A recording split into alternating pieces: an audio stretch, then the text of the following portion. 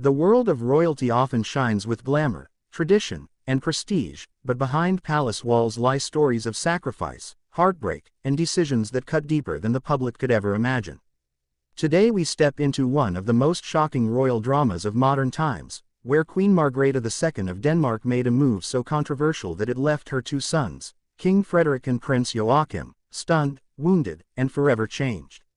A royal insider has now broken the silence, revealing how the brothers truly felt about what many are calling the Queen's cruelest act. What we are about to uncover is not simply a tale of a throne and its heirs but of a mother, her sons, and a decision that fractured a family in the full glare of the world's spotlight. To understand the weight of this act, we must first return to the moment Queen Margrethe, after more than half a century on the throne, stunned the kingdom with her abdication earlier this year. For decades she had been regarded as one of Europe's most respected monarchs, admired for her sharp intellect, her creativity as an artist, and her fierce devotion to her role as Denmark's steady anchor. Yet beneath her steel-like exterior, Queen Margrethe has always been known as a woman of strong will, one who rarely consults even her closest family before making monumental choices. Her abdication, announced with little warning, marked the end of an era and the beginning of King Frederik's reign. But before this historic transition, she had already shaken the foundations of the monarchy with a decision that pitted her sons against each other in the eyes of the world. That decision came in the autumn of 2022, when Queen Margrethe stripped Prince Joachim's 4 children of their princely titles. Nikolai, Felix, Henrik, and Athena, beloved by the Danish people and raised in the public eye, would no longer be called princes and princess. Instead, they were to take on the titles of Count and Countess of Montpezat. For Margrethe, this was framed as a move to modernize the monarchy, streamline the royal family, and ease the burdens of duty on her grandchildren. But for Joachim and his family, it was nothing short of devastating. Joachim publicly admitted that his children felt ostracized, and that they struggled to understand why their grandmother had effectively cast them aside. His words shook Denmark, where loyalty to the monarchy runs deep, and for the first time, the fairy tale image of Margrethe as the warm matriarch began to show cracks.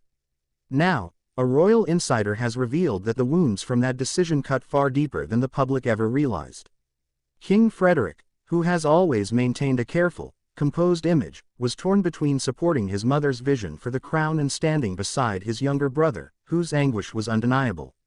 Those close to the king reveal that he privately sympathized with Joachim's pain but felt bound by duty not to publicly contradict his mother. For Frederik, the act represented the cruel burden of monarchy, family unity sacrificed at the altar of tradition and public expectation. Even now, as he wears the crown, insiders say he carries a sense of guilt over what happened, knowing his brother's children, his nephews and niece, paid the price of a modernization plan he could not oppose. As for Prince Joachim, the response was raw, emotional, and far more explosive than the Danish royal family is accustomed to displaying in public. Normally private and disciplined, Joachim could not hide his frustration. His candid interviews about his children's heartbreak exposed just how much pain the Queen's decision had caused. Behind closed doors, Joachim is said to have felt betrayed not only by his mother but also by the monarchy itself, the very institution he had served loyally throughout his life. Friends of the prince reveal that he questioned his role in a royal family that no longer valued his children's place within it. His eventual move to Paris with his wife, Princess Marie, and their children was more than a professional posting, it was an escape from the shadows of a family rift too painful to bear. What makes this story even more poignant is that Frederik and Joachim's bond, once close and unbreakable, was caught in the crossfire. Sources close to the palace describe long, tense conversations between the brothers in the weeks following the announcement. Frederik urged Joachim to accept the Queen's decision, reminding him of the importance of presenting a united front to the Danish people. But Joachim, already grappling with his children's pain, saw this as abandonment. He felt alone, misunderstood, and unfairly treated, not only by his mother but also by the brother who was destined to inherit the throne. The fracture between them widened, and though time has softened some of the bitterness, insiders suggest the relationship has never fully healed. For Queen Margrethe, the decision may have been rooted in logic, but it was delivered with a sharpness that left emotional scars.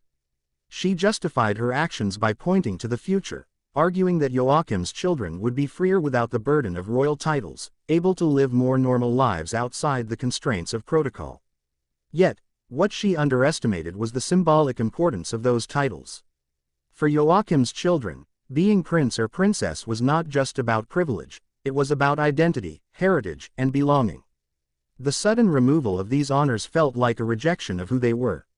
It was a reminder that in the royal world, even family bonds can be rewritten with a single decree. King Frederik's true feelings, according to the insider, are a mix of duty, sorrow, and quiet regret.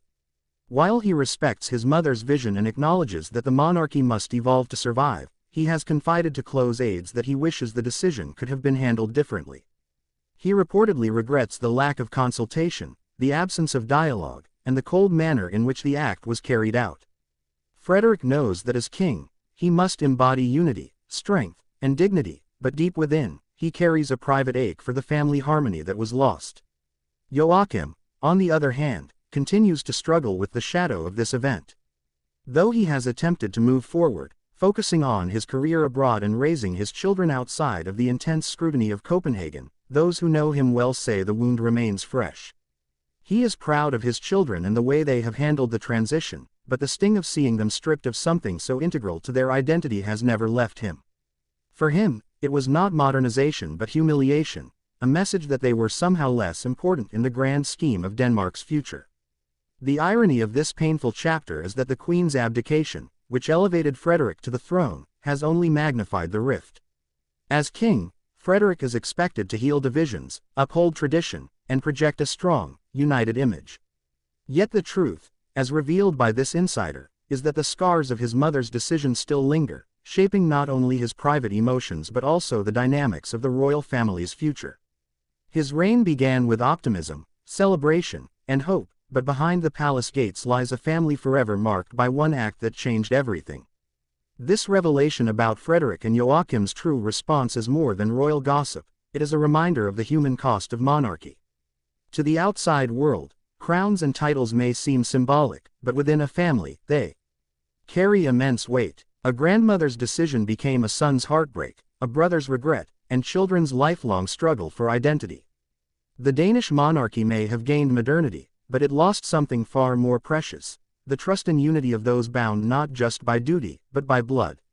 And so, as Denmark celebrates its new king and queen, as crowds cheer for Frederik and Mary on balconies and streets, one cannot help but wonder about the unseen emotions playing out behind their smiles. The crown may glitter, but it carries with it the shadows of decisions past.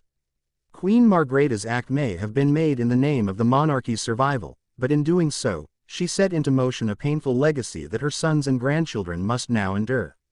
The question of whether Queen Margrethe's decision was progress or a wound runs far deeper than a simple yes or no. In the eyes of many Danes, the monarchy must remain relevant to survive in a modern democratic society, and slimming down the royal house has been a tactic used by other European monarchies, including Sweden and Norway. But Denmark's case felt different, largely because of the deeply personal way it played out. The public was not prepared for the sight of a mother wounding her son and grandchildren in a manner that seemed both abrupt and unforgiving. For Queen Margrethe, the decision was strategic. For Joachim and his family, it was nothing less than betrayal. And for King Frederik, it became an invisible chain binding his heart with regret and restraint. The insider close to the palace insists that Frederik has never stopped replaying those moments in his mind. As the heir apparent for so many years, he had to appear as the perfect statesman, the calm future monarch who would protect the dignity of the throne. Yet when his younger brother voiced his anguish publicly, Frederik reportedly felt trapped. He wanted to comfort Joachim and stand beside him, but at the same time, he knew his silence was required to protect the crown. The bond of brotherhood was pulled in opposite directions, with loyalty to blood colliding against loyalty to crown. It is this duality that insiders say weighs heavily on Frederik's conscience to this day. What makes this story particularly tragic is the impact on the younger generation. Nikolai and Felix, Joachim's eldest sons from his first marriage, were already in the public eye as models and media figures, beloved for their charm and charisma. Their princely status was not merely ceremonial, it connected them to the nation's identity. When it was stripped away, the confusion was immediate. Friends close to the family say Nikolai felt blindsided and quietly angry, while Felix tried to hide his disappointment but confided that he could not understand why the queen would suddenly change their lives so drastically. For Henrik and Athena, still much younger, the change was bewildering, and their parents worked tirelessly to explain that their worth did not depend on titles. Yet the symbolic weight of what they lost cannot be understated. It was not just a change of names, but a change of destiny. Meanwhile, Queen Mary, who became queen consort beside Frederik after Margrethe's abdication, has reportedly tried to act as a quiet mediator between the brothers. Known for her grace and empathy, Mary has always been close to her sister-in-law Princess Marie, Joachim's wife. Insiders say Mary understands Joachim's pain more deeply than she has ever admitted publicly, and though she has not openly challenged her mother-in-law's decision, she has encouraged Frederik to keep lines of communication open with his brother. In many ways, Mary has been the silent bridge holding the family together during its most fractured years. But even with such efforts, the echoes of Margrethe's decision continue to reverberate. The abdication only magnified the divide.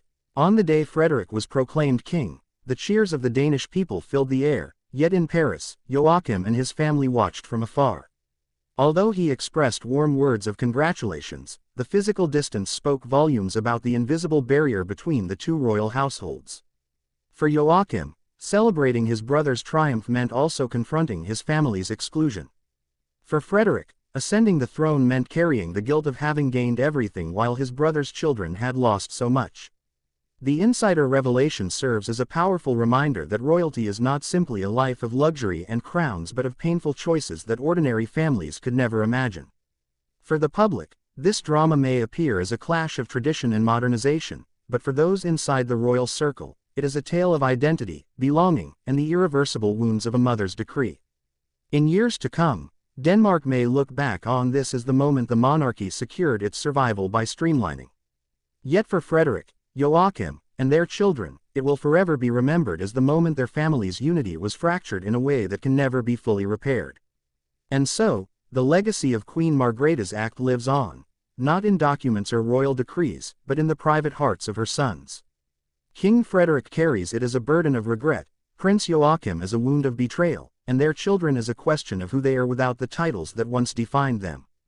The glitter of crowns will continue to shine on Denmark's balcony, but the shadow of that cruel act will remain in the family's history for generations. As we reflect on this dramatic royal chapter, one question remains: was Queen Margrethe's controversial act truly a step toward progress, or was it a wound that will haunt her family for generations to come? Don't forget to subscribe, like, share, and comment below to join the discussion on this royal drama.